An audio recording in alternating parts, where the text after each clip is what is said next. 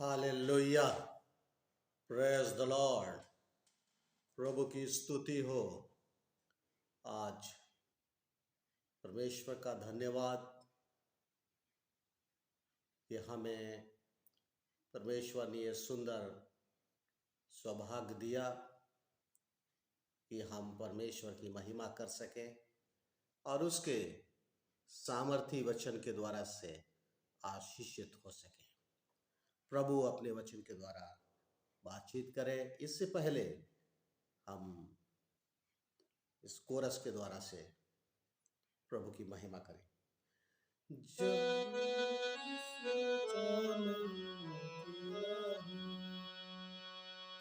प्रभु यीशु ने मुझसे कहा,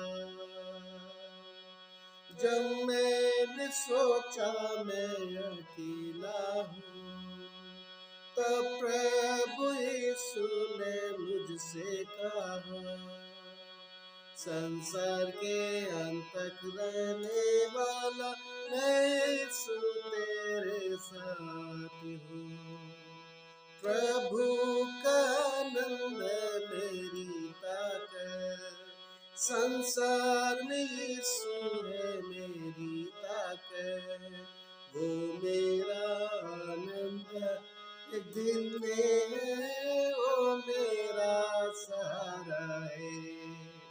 जब मैंने सोचा असंभव है, तब प्रभु यीशु ने मुझसे कहा, असंभव को संभव करने वाला मैं यीशु तेरे साथ हूँ। प्रभु यीशु मसीह के नाम में आप सभी को धन्यवाद। जय मसीह की कि आप परमेश्वर के वचन को सुन रहे हैं। और आज मैं अपने जीवन इतने वर्षों का कुछ अनुभव और परमेश्वर के वचन की बातों को लेकर बातचीत करेंगे। परमेश्वर के वचन में मैं पढ़ रहा था यशायाह की किताब और उसका 36, और वहां पर राजा हिजकिय्याह के बारे में वर्णन है और उसके ईमान के बारे में, उसके सामने समस्या के बारे में और उसके तमाम बातों में, और उस समय वो कैसे रीति से उसके ईमान को तोड़ने के लिए कई प्रकार की समस्याएं। लेकिन आज परमेश्वर आपके जीवन की समस्याओं को भी तोड़ेगा। राजा हिजकिय्याह के सामने रबशा के द्वारा संदेश भेजा गया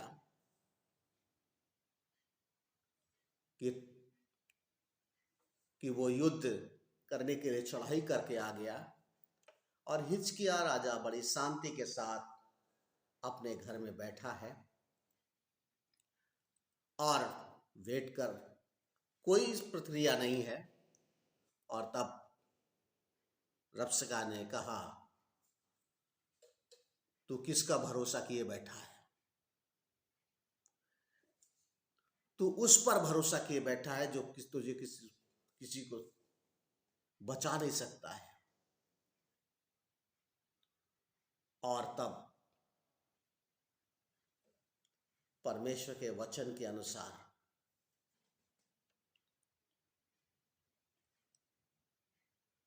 बहुत सी बातें संधि की आई, रखे गए प्रस्ताव की संधि करी जाए। और ये जब भी कोई काम दुनिया में होता है, चाहे वो अंतरिक्ष के बारे में हो, चाहे वो परमाणु बम के बारे में हो, चाहे देश के विस्तार और विकास के बारे में हो, या किसी भी प्रोजेक्ट के बारे में, ये दुनिया भर के द्वारा से एक एग्रीमेंट किया जाता है और उसमें कमिटमेंट होता है कि सब कुछ हमारे पास होते हुए भी हम उसे कब इस्तेमाल कर सकते हैं। हर चीज अपनी मर्जी से नहीं कर सकते, चाहे कितनी भी भयंकर परिस्थिति बन जाए। और आज उन बातों का पालन होता है, हमें शर्त माननी पड़ती है। उदाहरण लेते हैं, हमारे देश में मैं 20 साल पहले 2000 साल से 20वीं शताब्दी में 19वीं शताब्दी में जब कहीं भी हाईवे नहीं थे,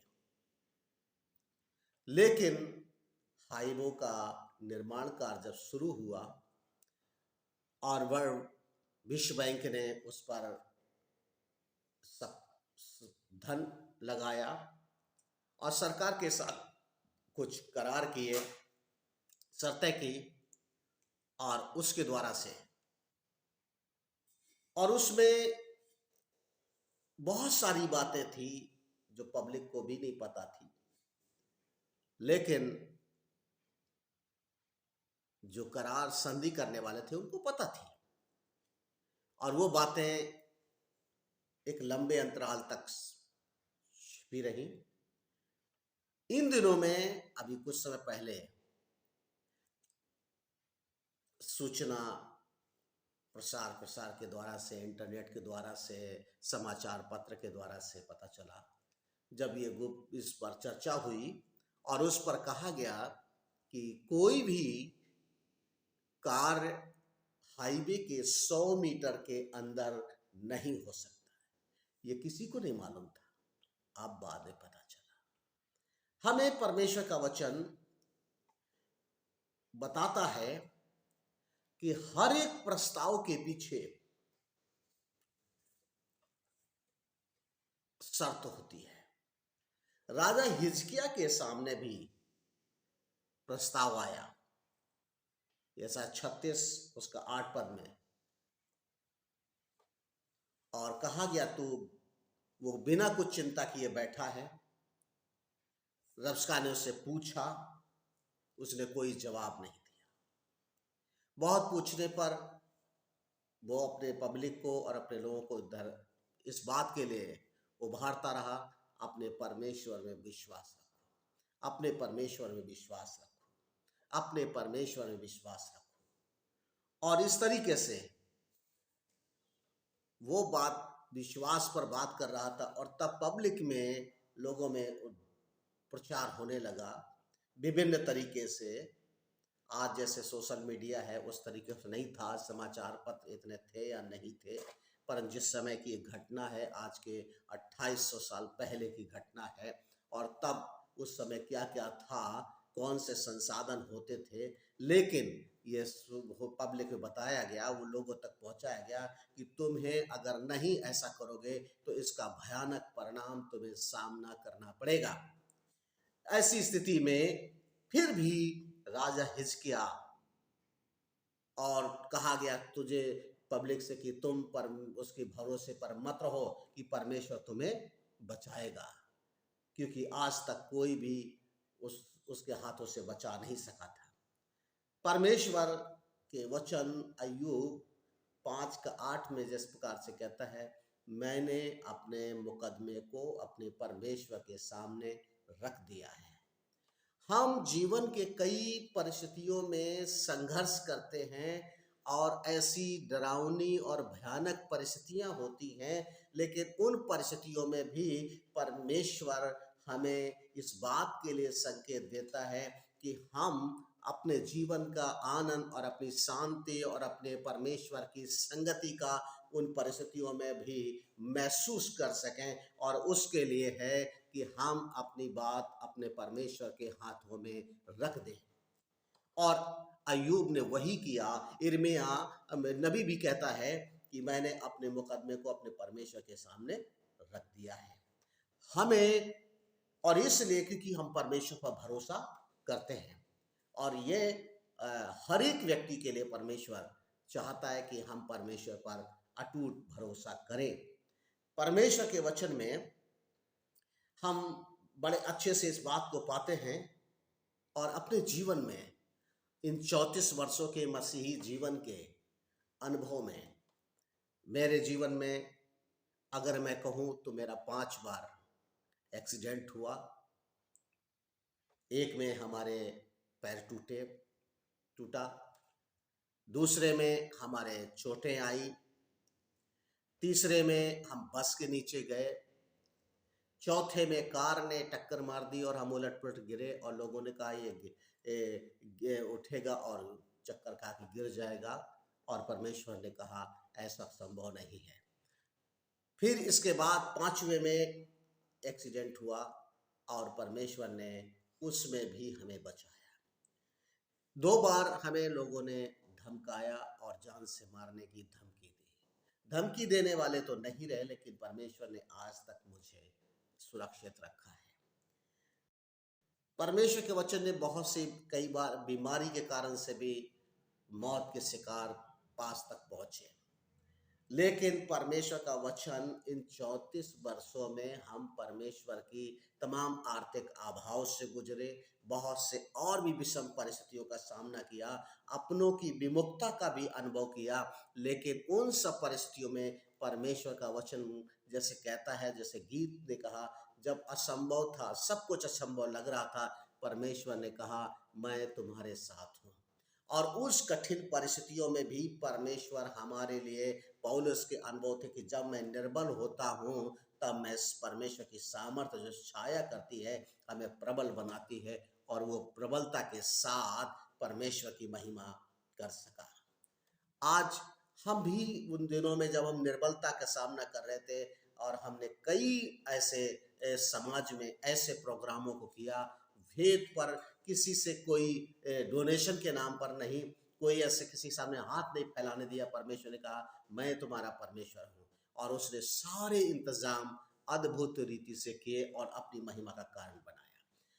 और परमेश्वर का धन्यवाद देते हैं कि और भी तमाम विरोध का सामना पड़ना पड़ा, सताव का सामना करना पड़ा, लेकिन उन सारी परिस्थितियों में हमने अपने सताने वालों को उन परिस्थितियों में देखा जिसका हम वर्णन करें तो वो ठीक नहीं होगा। परंतु परमेश्वर ने कहा विपत्तियां, देखिए विपत्तियां हर एक के जीवन में आती हैं। विपत्तियां मेरे जीवन में आई, विपत्तियों से बहुत सारे लोग गुजर रहे हैं, लेकिन परमेश्वर का वचन कहता है भजन संहिता 34:19 पद में कि परमेश्वर, भजन संहिता 121 के 7 पद में, विपत्ति पड़ती तो हैं लेकिन परमेश्वर यहोवा उनसे मुक्त करता है, सुरक्षित रखता है, सुरक्षा देता है। कब? जब हम परमेश्वर में अपने आप को छिपा देते हैं। हिजकिय्याह राजा ने वही काम कर रहा था, उसने पूरी रीति से अपने आप को परमेश्वर के हाथ में सौंप दिया था। हम भी कई बार कठिन परिस्थितियों में हम इधर उधर देखते हैं, लेकिन उस समय भी परमेश्वर हमसे चाहता है कि हम परमेश्वर पर भरोसा रखें। परमेश्वर के वचन में मैं आपका ध्यान खींचना चाहता हूँ, निर्गमन की किताब उसका 11वां अध्याय और 22 पद से। और वहां परमेश्वर ने कहा मैं मिस्र में क्या करूंगा, पहलौठों को मारूंगा क्योंकि मृत्यु का दूत होकर चलेगा। वहां 2 आज्ञाएं दी गई। पहली आज्ञा थी कि लोग अपने घरों में क्रूस का, लोहू का चिन्ह लगाएं, क्योंकि उस समय क्रूस की बात नहीं थी लेकिन रेड लोहू की बात थी। और दूसरा था लोग घरों से सुबह में ना निकले। और परमेश्वर के वचन की जब मैंने बहुत सारे चीज़ों को और वर्तमान में इन चीज़ों को जब देखा, अनुभव किया कि ये सब कुछ जो कुछ, और यीशु मसीह ने कहा वो समय आएगा जब भोर का समय होगा। हर चीज में भोर के समय, आज भी भोर के समय, पूरी रात क्या होता है वो सब कुछ आप जानते हैं, लेकिन भोर के समय, भोर के समय। और परमेश्वर का वचन बताता है कि परमेश्वर का दूत वहां जब गुजरा, और जिन घरों में दरवाजों पर उनका दरवाजा मत खोलना, क्योंकि दरवाजा खुला होगा और शायद वो चिन्ह जो तुमने लगाया है वो शायद उसे दिखाई ना दे, छिप जाए और तुम्हारे घर में वो प्रवेश कर जाए, लेकिन बंद रहेगा और तुम बाहर नहीं निकलोगे और तुम सुरक्षित रहोगे। परमेश्वर का वचन कहता है कि जब हम सब भी कई ऐसे बातों से होकर गुजरते हैं, ये बात बहुत कम लोग जानते हैं कि हम कितने हमारे जीवन में मौत के दूत आए, कितने दूत आए, लेकिन परमेश्वर ने हम में से हर एक जो आज जीवित है, जैसे उसने कहा भजन से इस विलाप गीत में कहता है, परमेश्वर तेरी महाकरुणा का प्रतिफल है कि आज हम जीवित हैं, आज हम सुरक्षित हैं, आज हम भले चंगे हैं, आज हम हैं। इसलिए क्योंकि परमेश्वर ने हमारे लिए जो संधि और जो कुछ करना था वो सब कुछ परमेश्वर ने निर्धारित कर दिया। कोई भी बिना उसके अनुमति के कोई चीज इस्तेमाल नहीं कर सकता। यशायाह कहता है जो कुछ तेरी हानि के लिए बनाया जाए उसमें कोई भी चीज सफल नहीं होगी। परमेश्वर का वचन हमें बहुत अच्छे से इस बात के लिए प्रेरित करता है कि हम परमेश्वर के वचन में, जैसे भजन संहिता 18 में कहता है दूसरे पद में कि परमेश्वर यहोवा हमारी ढाल है, परमेश्वर यहोवा हमारा गढ़ है, परमेश्वर यहोवा हमारी ढाल है, परमेश्वर यहोवा हमारा गढ़ है। परमेश्वर हमें, हमारी जब ढाल है, हमारा गढ़ है, तो हम क्यों डरें, क्यों परेशान हो, क्यों विचलित हो। लेकिन परमेश्वर का वचन कहता है परमेश्वर की बात को माने और उसकी आज्ञा को सुने और उसकी आज्ञा का पालन करें, क्योंकि उसी से तुम्हारा बचाव है और उसी से तुम सुरक्षित रहोगे। यही पवित्र आत्मा का योजना है, क्योंकि पवित्र आत्मा, हम बहुत से लोगों को अजीब अजीब ढंग से हम अनुभव करते हैं, देखते हैं, शायद वो उस सच को अभी तक नहीं समझ पाए। लेकिन पवित्र आत्मा का मतलब है परमेश्वर का वचन जो हमारी जिंदगी के लिए हमें दिया गया है, ताकि हम जीवित रहें, सुरक्षित रहें, भले चंगे रहें, आनंदित रहें, खुश रहें और हर तरीके से संपन्न और आगे बढ़ते रहें। परमेश्वर का वचन हमें इसलिए दिया गया है ताकि हम परमेश्वर की हर एक परिस्थितियों में, क्योंकि हम विवादों में पड़ेंगे तो हमको नुकसान उठाना पड़ेगा, लेकिन हम उन बातों में न पड़ने के बाद हम लोगों को इस बात को बताने का प्रयत्न करेंगे कि परमेश्वर आज भी तुमसे प्यार करता है और परमेश्वर आपसे प्यार करता है। परमेश्वर आपकी परिस्थितियों को बदलने में सामर्थ्य है। आज चकाचौंध की दुनिया में लोग नहीं समझ पा रहे हैं, लेकिन परमेश्वर का वचन कहता है लोग समझेंगे, उस दिन समझेंगे जिस दिन उनका प्रभु के सामने खड़े होंगे। और प्रभु के सामने हर एक व्यक्ति को खड़ा होना है, हर एक व्यक्ति के लिए। इसलिए परमेश्वर के वचन ने मुझसे कहा तुम एक दूसरे की चिंता करो, एक दूसरे को उत्साहित करो, एक दूसरे के लिए प्रार्थना करो और एक दूसरे के साथ संगति रखो। एक दूसरे का, आज हम विभिन्न बातों में संगति विभाजित कर रहे हैं, हम केवल स्वार्थ की संगति, क्योंकि बाइबल कहती है हर एक व्यक्ति अपने स्वार्थ की खोज में है। लेकिन धन्य है वो लोग जो परमेश्वर की इच्छा और योजना में है। परमेश्वर की योजनाएं हम बाइबल में लिख पढ़ते हैं, पहले अध्याय में उत्पत्ति की, वहां परमेश्वर ने कहा अच्छा है, फिर उसने कहा अच्छे के साथ लास्ट में कहा बहुत अच्छा है। और मरकुस की सुसमाचार 7वें अध्याय के अंत में कहता है उसने जो कुछ किया बहुत ही अच्छा किया। परमेश्वर हमारे लिए आज ऐसा संसार में जिसमें हम सब पाए जाते हैं, जिसने हमारे लिए संधि की और हमारे लिए वो सब कुछ किया ताकि हम सुरक्षित रहें, भले चंगे रहें, आनंदित रहें, खुश रहें और हर एक कामों में हमारे आशीष रहे, क्योंकि परमेश्वर ने आशीष बनती है, परमेश्वर ने हमें आशीष दी है। केवल हमें, मैं भी अपने जीवन का उन दिनों को अनुभव करता हूँ जब मैं बहुत ही कठिनाइयों से गुजर रहा था और लेकी बात था कि हर पल हम परमेश्वर के हाथों में रहते थे। और परमेश्वर ने अपने वचन के द्वारा कहा, भजन संहिता 115 के 15 पद में, कि तुम आकाश और पृथ्वी का कर्ता जो है उसकी ओर से तुम आशीष पाए हो और उसने हमें वो आशीष दी। और आज तक हम, और जब हम बहुत उससे विचलित हो रहे थे, और तब भजन से 44 का 3 पद में 4 पद में कहने लगा, मैं सूखी और निर्जल भूमि में क्या करूंगा, नदियां बहाऊंगा। परमेश्वर ने ऐसे जीवन और ऐसी परिस्थिति में हमको संभाल के रखा, और वही परमेश्वर आपके जीवन को भी, आपके परिवार को भी, आपके बच्चों को भी, आपके कार्यों को भी, आपके भविष्य को भी, आपके कार्य को, आपकी योजनाओं को, और आपके सब बातों को, और आपके अच्छे स्वास्थ्य को भी क्या करेगा, सुरक्षित रखेगा, आपको डगमगाने नहीं देगा। धन्य है, परमेश्वर का वचन कहता है भजन संहिता और 27 के 1 पद में वहां लिखता है, परमेश्वर यहोवा मेरा गढ़ है, ज्योति है, तो मैं किसका भय खाऊं, किसका भय खाऊं, वो मेरी चट्टान है। आइए हम परमेश्वर, हम इस बात को समझे कि हम किसका भय खाएं। हम केवल एक व्यक्ति का भय खाएं, और वो है परमेश्वर का। हमें परमेश्वर का भय में, और दिन प्रतिदिन परमेश्वर का वचन कहता है, जब तुम परमेश्वर के भय में रहोगे तो तुम्हें अच्छी बुद्धि मिलेगी, और अच्छा बुद्धि का संचार होगा, तुम बुराई से दूर रहोगे। और परमेश्वर क्या वचन कहता है, तुम्हारे जीवन में, तुम्हारे घर में, तुम्हारे हर क्षेत्र में। भजन संहिता 128 की आयतों को पढ़ लीजिए, एक पद से, कि जो धन्य है वो व्यक्ति महान है जो परमेश्वर यहोवा का भय मानता है।